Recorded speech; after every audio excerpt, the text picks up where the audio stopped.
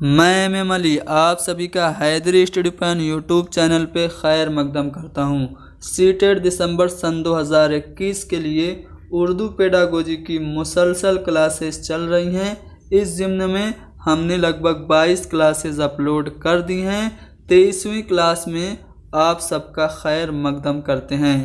आज की अपने इस वीडियो में हम लोग कवायद का जो किरदार है यानी कि रोल ऑफ ग्रामर से मुताल्लिक कुछ अहम मारूजी सवालात को डिस्कस करेंगे। इससे रिलेटेड कुछ अहम जानकारियाँ पिछले वीडियो में दी गई हैं। आज हम लोग इस सबक से मुताल्लिक जितने भी मारूजी सवालात पिछले साल इम्तिहानात में पूछे गए हैं उन सब को हल करेंगे और आप लोग इससे अंदाज़ा लगाइएगा कि आप लोगों ने जो पिछली क्लास ली है वो किस हद तक आपको कारामद साबित हुई है। तो चलिए शुरू करते हैं। उस्ताद किसी रेडियो की मदद से नहवी साख्तों और कवायद के उसूलों का तारुफ कराता है। लिखते या बोलते वक्त बेहतर तरसील के लिए उन साख्तों का इस्तेमाल करता है तो इस तरीक़ेकार को क्या कहते हैं। एक टीचर है, पहले ही क्या कर रहा है, रेडियो से जो कवायद के रूल्स हैं उनसे बच्चों को इंट्रोड्यूस करा देता है और फिर उन्हीं रूल्स का यूज़ वो लिखते या बोलते वक्त अच्छे संप्रेषण के लिए, बेहतर कम्युनिकेशन के लिए यूज़ करता है।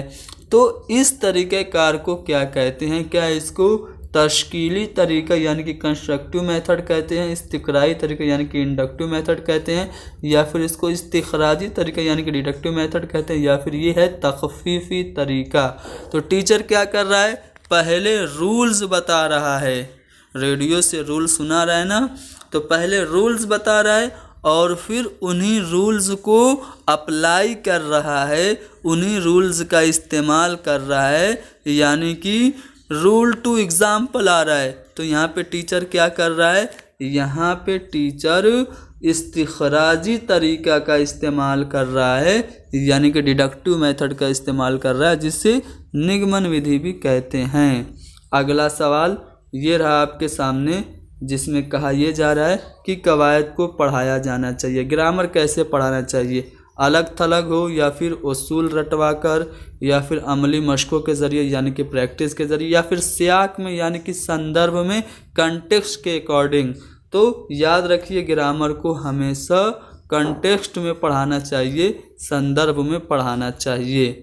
अगला सवाल ये रहा आपके सामने, जिसमें कहा जा रहा है कि कवायद पढ़ाने का बुनियादी मकसद क्या है, क्यों हम बच्चों को ग्रामर पढ़ाते हैं, क्या आमोज़गारों की तरसीली सलाहियत में इजाफ़ा करना हमारा मकसद है, यानी कि जो लर्नर्स हैं उनका कम्युनिकेटिव स्किल डेवलप करवाना, या फिर आमोज़गारों की इल्म को महफूज रखने की सलाहियत में बेहतरी करना, यानी कि जो लर्नर्स हैं उनका जो नॉलेज है उसको सिक्योर करने के लिए हम बच्चों को ग्रामर पढ़ाते हैं, या फिर आमोज़गारों की तफ़हीम की यानी कि जो उनकी अंडरस्टैंडिंग लेवल है उसका अंदाज़ा करने के लिए हम बच्चों को ग्रामर पढ़ाते हैं, या फिर तलफ़ुज़ यानी कि प्रोनाउंसिएशन को बेहतर और दुरुस्त करने के लिए।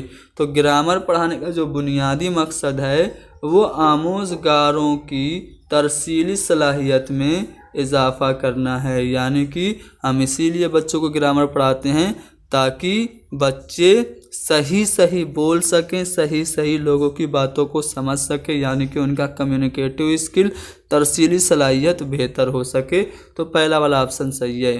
अगला सवाल ये रहा कि कवायद सिखाने के मौजूदा तरीक़ों में ज़ोर दिया जाता है। जो आजकल राइज तरीके हैं कवायद सिखाने के वो कैसे हैं, क्या कवायद बजाते खुद पढ़ाने पर ज़ोर दिया जाता है यानी कि खुद से पढ़ने और पढ़ाने पे कवायद ज़ोर दिया जाता है, या फिर कवायद उसूलों की मश्क पर यानी कि जो ग्रामेटिकल रूल्स हैं उनकी प्रैक्टिस पे ज़ोर दिया जाता है, या फिर मुख्तलिफ़ किस्म के जुमलों की साख्त या ज़मानों की शक्ल पर यानी कि जो सेंटेंस के स्ट्रक्चर हैं और जो टेंसेस के फॉर्म हैं उन पे ज़ोर दिया जाता है, या फिर कवायद उस वक्त सिखाते हैं जब आमोज़गार L2 यानी कि सेकेंड लैंग्वेज सीखना शुरू करता है। तो जो माहिरीन लिसानियात हैं या फिर माहिरीन ज़बान हैं उनका मानना क्या है कि जो फर्स्ट लैंग्वेज है यानी कि मादरी ज़बान है उसमें ग्रामर की उतनी ज़्यादा ज़रूरत नहीं पड़ती है, ग्रामर की असल ज़रूरत सेकेंड लैंग्वेज में पड़ती है। तो कवायद सिखाने के मौजूदा तरीक़ों में कवायद उस वक्त सिखाए जाते हैं जब बच्चों को दूसरी ज़बान सिखाना शुरू किया जाता है। तो यहाँ पे डी वाला ऑप्शन सही हो गया। अगला सवाल ये रहा आपके सामने, ठीक है। मैं इसको थोड़ा सा जूम किए दे रहा हूँ, ध्यान से हम लोग पढ़ेंगे और इसको सॉल्व करने की कोशिश करेंगे। कहा जा रहा है कि क्लासरूम में एक ऐसा माहौल बनाने के लिए जिसमें तमाम तलबा अपनी पूरी दुरुस्तगी से ज़ाहिर कर सकें, अपने ख़यालात पूरी दुरुस्तगी से यानी कि सही सही अपने विचारों को ज़ाहिर कर सकें, कही कही बातों को समझ सकें और पढ़े जाने वाले मतन का तज्ज़िया कर सकें ज़रूरी है। यानी कि एक ऐसा एटमॉस्फेयर क्लासरूम में बनाया जाए जहाँ पे बच्चे अपने आइडियाज़ को सही सही दूसरों के सामने ज़ाहिर कर सकें और जो उनसे बातें कही जा रही है उनको समझ सकें और जो पैसेज है जो पैसेज वो पढ़ रहे हैं उसका वो एनालिसिस कर सकें। तो इन सभी चीज़ों के लिए क्या ज़रूरी है? क्या ज़्यादा से ज़्यादा अल्फाज का इस्तेमाल करना ज़रूरी है या फिर हदफ ज़बान के साथ मादरी ज़बान भी इस्तेमाल की जाए ये ज़रूरी है, या फिर कवायद के उसूलों को याद किया जाए या नहवी साख्त और उनके इस्तेमाल की समझ पैदा की जाए। अब यहाँ पे देखिए, आप लोग सोच रहे होंगे कि यहाँ पे बी वाला ऑप्शन सही है, लेकिन बी वाला ऑप्शन सही नहीं है। क्यों सही नहीं है? देखिए, हदफ ज़बान के साथ मादरी ज़बान का इस्तेमाल करने से बेशक बच्चों की लैंग्वेज स्किल डेवलप होगी, लेकिन उनके ख़यालात में दुरुस्तगी नहीं आएगी। वो सही कब बोलेंगे? जब वो ग्रामर से वाकफ़ियत रखेंगे और वो मतन का तज्ज़िया तभी कर पाएंगे जब उनको नहवी साख्तों का अंदाज़ा होगा, यानी सेंटेंस का स्ट्रक्चर कैसे है, ग्रामेटिकल स्ट्रक्चर क्या होता है, ये सब पता होगा। तो अगर आप चाहते हैं कि क्लासरूम में एक ऐसा माहौल बन जाए जिसमें बच्चे अच्छे ख़यालात को दुरुस्तगी से ज़ाहिर कर सकें, कई बातों को समझ सकें और जो मतन वो पढ़ रहे हैं उसको समझ सकें, तो उसके लिए ज़रूरी है कि नहवी साख्तों और उनके इस्तेमाल की समझ पैदा की जाए। तो यहाँ पे डी वाला ऑप्शन सही है। अगला सवाल कि हदफ ज़बान की कवायद की तदरीस यानी कि जो टारगेट लैंग्वेज है उसके ग्रामर की टीचिंग हमें कैसे करनी चाहिए? क्या कवायद को समझने के लिए टेक्नोलॉजी के लाजमी ताउन का भी तकाजा करती है?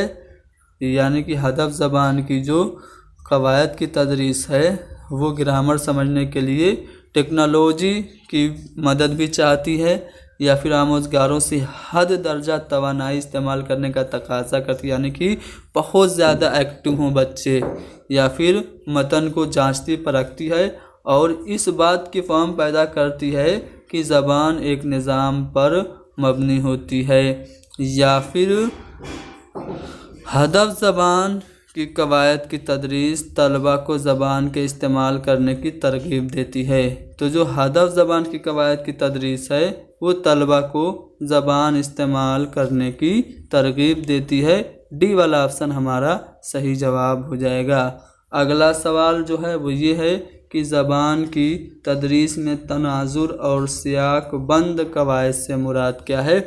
यानी कि जो लैंग्वेज की टीचिंग है उसमें सियाक बंद कवायद यानी कि संदर्भानुसार जो व्याकरण है उसका क्या मतलब है? क्या मश्क, कवायद और तहरीर के दरमियान रिश्तों की निशानदही करने पर ज़्यादा तवज्जो देना है, या फिर कवायद को पूरी तरह खोल कर पढ़ना है, या किसी फितरी बातचीत की रिकॉर्डिंग सुनना ताकि दुरुस्तगी बरकरार रहे, या फिर कवायद की फ़हम पढ़ने और सुनने में सरगर्मियों से खुद ब खुद पैदा हो जाती है।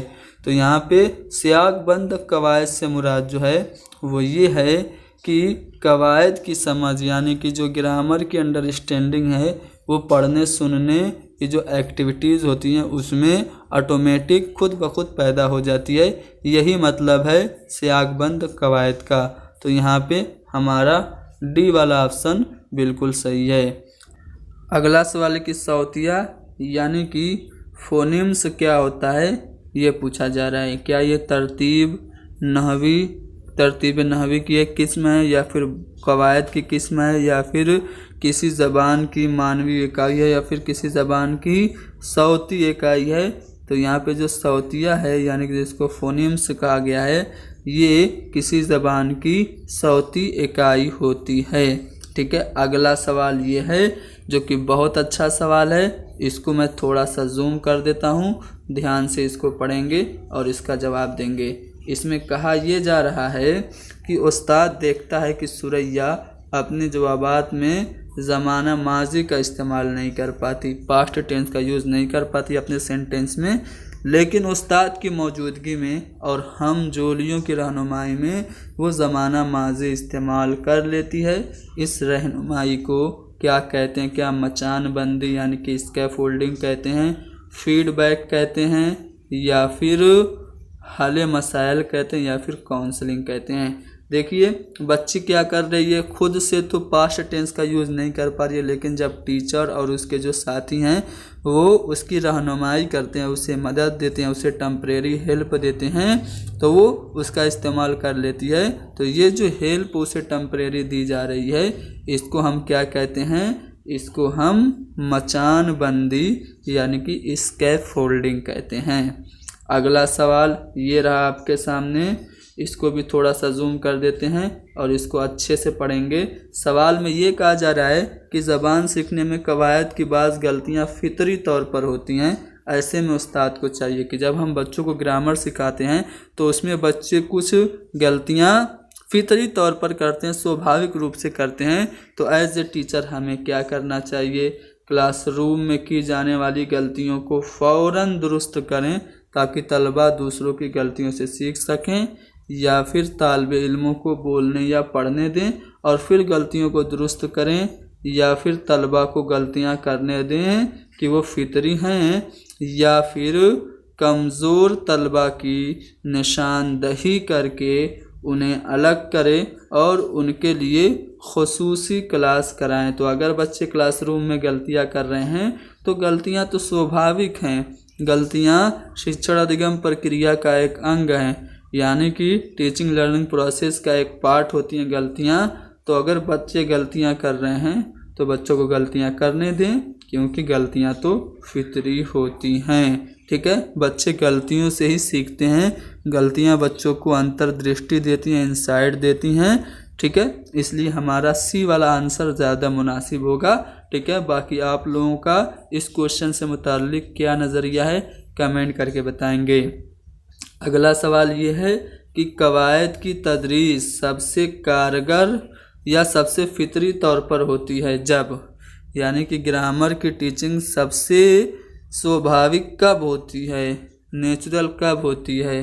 जब उस्ताद वक्फे वक्फे से यानी कि टाइम टू टाइम मुख्तलिफ मुद्दती क्लास यानी कि जो एक पीरियड की क्लास जो होती है कवायद की वो ले, या फिर तलबा अपनी तहरीर या बोलने की गलतियों को यानी कि लिखने और बोलने की जो गलतियां उसको खुद से ठीक करें तब फितरी तौर पर कारगर होती है, या फिर उस्ताद सिर्फ इधर उधर की महारतें सिखाता है तब, या फिर मश्क के लिए प्रैक्टिस के लिए ज़्यादा वक्त दिया जाता है तब। तो कवायद की तदरीस फितरी तौर पर सबसे ज़्यादा कारगर तब होती है जब बच्चे अपनी गलतियों को खुद से ठीक करना सीख जाएं।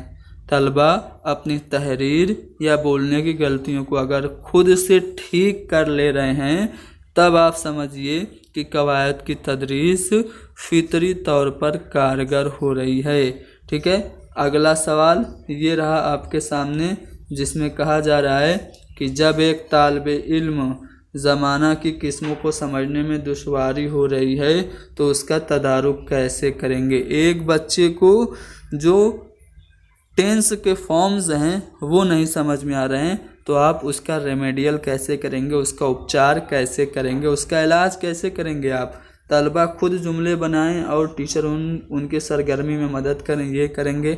या फिर तलबा को क्लासरूम के बाहर भी जुमलों की साख्त की बुनियाद पर मश्क करवाएं, या फिर असल ज़िंदगी जैसे हालात की मदद से मश्क कराएं, या फिर मुख्तलिफ जुमलों की मश्क करने के मौके फराहम कराएं?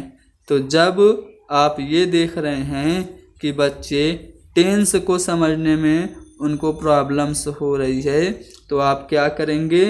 असल ज़िंदगी के मुख्तलिफ हालात की मदद से उन्हें मश्क कराएंगे। ठीक है, असल ज़िंदगी में जैसे फ़िलहाल जो है उससे रिलेटेड कोई सेंटेंस बना दीजिए, कल तुमने क्या किया था, आइंदा तुम क्या करोगे। इस तरह से रियल लाइफ जैसे हालात की मदद से जब आप मश्क कराएंगे तो बच्चे में जो ज़माना की किस्मों यानी कि जो टेंस के फॉर्म्स को समझने में दुश्वारी हो रही है वो दुश्वारी ख़त्म हो जाएगी। तो यहाँ पे सी वाला ऑप्शन बिल्कुल सही है। अगला सवाल ये रहा आपके सामने कि ग्रामर क्लास के तालिबे इल्मों के लिए कौन सा उसूल मुआविन है। आप एक ऐसे बच्चों को पढ़ा रहे हैं जो कि ग्रामर वाली क्लास है, ठीक है। तो अब ऐसी क्लास में कौन से रूल्स जो हैं वो ज़्यादा इफ़ेक्टिव होंगे। पहला ऑप्शन है ग्रामर पर मबनी सरगर्मियों में मसरूफ़ रखना जो उन्हें गौर फिक्र करने में मददगार करे, यानी कि ग्रामर की क्लास ऐसी हो जिसमें ग्रामर से रिलेटेड एक्टिविटीज़ हों। दूसरा ऑप्शन है मिसालों के ज़रिए कुछ उसूल बताएं। तीसरा ऑप्शन है सरगर्मी को पूरा करने के लिए ग्रामर के उसूलों को इरादतन सोचें। चौथा ऑप्शन है टीचर ग्रामर की गलतियों को नज़रअंदाज करे। तो क्लासरूम, ऐसा क्लासरूम जिसमें ग्रामर पढ़ाया जा रहा है उसका सबसे अच्छा उसूल यही है कि उस क्लासरूम में ग्रामर से रिलेटेड एक्टिविटीज़ कराई जाएं और उन पर बच्चों से थिंकिंग करने के लिए, गौर फिक्र करने के लिए कहा जाए। तो पहला वाला ऑप्शन सही है, ठीक है। अगला सवाल ये रहा आपके सामने कि तलबा में लफ्ज़ियात या फ़रहंग को फ़रोग़ देने की सबसे मौसर हिकमत अमली कौन सी है। यानी कि अगर आप चाहते हैं कि बच्चों में वोकैबलरी बढ़े, शब्दकोश बढ़े, तो उसके लिए बेस्ट जो स्ट्रेटजी है, सबसे अच्छी हिकमत अमली क्या वो मखसूस सियाको सबाक में यानी कि किसी स्पेसिफिक कंटेक्स्ट में नए वर्ड्स के जो मीनिंग्स हैं उनको गेस करना है, या फिर हर नए लफ्ज़ के लिए लुगत यानी कि डिक्शनरी देखना है, या फिर मुतज़ाद और मुतरादिफात को यानी कि अपोजिट और सिनोनिम्स यानी कि सिनोनिम्स एंड एंटोनिम्स को ज़बानी याद करना है, या फिर नए लफ्ज़ों की मदद से जुमले बनाना है। तो लफ्ज़ियात या फ़रहंग को फ़रोग़ देने का सबसे जो अच्छा तरीका है वो ये है कि आप मखसूस सियाक़ व सबाक में यानी कि उस स्पेसिफिक कंटेक्स्ट में, उस विशेष संदर्भ में जो नए शब्द आए हैं उनके अर्थ का अनुमान लगाने के लिए कहिए। तो यहाँ पे पहला वाला ऑप्शन बिल्कुल सही जवाब है, ठीक है। आगे बढ़ें, अगले सवाल पे चलते हैं। अगला सवाल जो है वो ये है, इसमें ये कहा जा रहा है कि दर्ज झेल में से कौन लफ्ज़ियात की आमोज़िश के लिए मिसाली नहीं है, यानी कि वोकैबलरी लर्निंग के लिए कौन अच्छा नहीं है। पहला ऑप्शन लफ्ज़ों को मानी के साथ समझने की कोशिश करना, ठीक है, अच्छा हो सकता है। दूसरा है सिर्फ मुश्किल लफ्ज़ों की आमोज़िश, इसके बारे में आगे डिस्कस करेंगे। तीसरा है एक ही मौजू से मुताल्लिक लफ्ज़ों की एक साथ आमोज़िश, यानी कि एक टॉपिक से रिलेटेड जितने भी वर्ड हैं उनको एक साथ पढ़िए तो इससे आपकी वोकैबलरी बढ़ेगी, अच्छी बात है। सियाक में नए लफ्ज़ों के मानी कियास करने के हुनर की आमोज़िश, ये सबसे बेस्ट है। सबसे मिसाली अगर पूछा जाता ना, यहाँ पे नहीं होता तो आपका जवाब यहाँ पे डी होता, लेकिन यहाँ पे कह रहा है कौन सा मिसाली नहीं है, तो यहाँ पे आपका जो होगा वो बी वाला ऑप्शन सही होगा, ठीक है। सिर्फ मुश्किल लफ्ज़ों की आमोज़िश ये लफ्ज़ियात सीखने के लिए, वोकैबलरी सीखने के लिए सबसे ज़्यादा मिसाली नहीं है, ठीक है। तो यहाँ पे बी वाला ऑप्शन सही है, ठीक है। हमने जो नोट्स बनाया है, जिन लोगों ने नोट्स हमसे लिया है, मैं उनको कहूँगा कि आप लोग उसमें करेक्शन कर लीजिए। यहाँ पे नोट्स में मैंने यहाँ पे नहीं पे ध्यान न देते हुए इसका सही जवाब डी बता दिया है, लेकिन सही में इसका जो जवाब होगा वो बी होना चाहिए, ठीक है। बी 100% इसका सही जवाब है। चलिए आखिरी सवाल है, इसका जवाब मैं नहीं बताऊंगा, खुद आप लोग बताएंगे। क्यों? क्योंकि मैंने ये क्वेश्चन आप लोगों को करा दिया है। क्वेश्चन मैं समझा दे रहा हूँ। उस्ताद सिफत की तारीफ़ तलबा से कम अपनी एक खूबी बयान करने के लिए कहकर करता है, यानी कि टीचर एडजेक्टिव पढ़ाना चाहता है और वो बच्चों से कहता है कि अपनी अपनी एक तारीफ़ करो, ठीक है। तो इस तरीके को क्या आप इस्तिक़राई तरीका यानी कि इंडक्टिव मेथड कहेंगे, या फिर इसको इस्तिख़राजी तरीका यानी कि डिडक्टिव मेथड कहेंगे, या फिर इसको कुल तबाही रद्द अमल तरीका यानी कि टोटल फिजिकल रिस्पॉन्स कहेंगे, या फिर इसको तश्कीली तरीका यानी कि कंस्ट्रक्टिव मेथड कहेंगे। क्या कहेंगे आप लोग कमेंट करके बताइए। तो आज के लिए इतना ही बस। उम्मीद करता हूँ कि वीडियो आप लोगों को पसंद आई है तो वीडियो को लाइक करें, और अगर सीटेट का मुकम्मल नोट्स चाहिए प्लस पिछले साल का क्वेश्चन पेपर चाहिए तो हमें व्हाट्सअप कीजिए, कॉल नहीं करना है, ठीक है। कॉल आप नहीं करेंगे, व्हाट्सअप करेंगे 72 75 54 98 90 पर। आपको सैंपल भेजा जाएगा, उसमें सारे डिटेल्स होंगी जिनको फॉलो करके आप हमारे नोट्स को हासिल कर सकते हैं।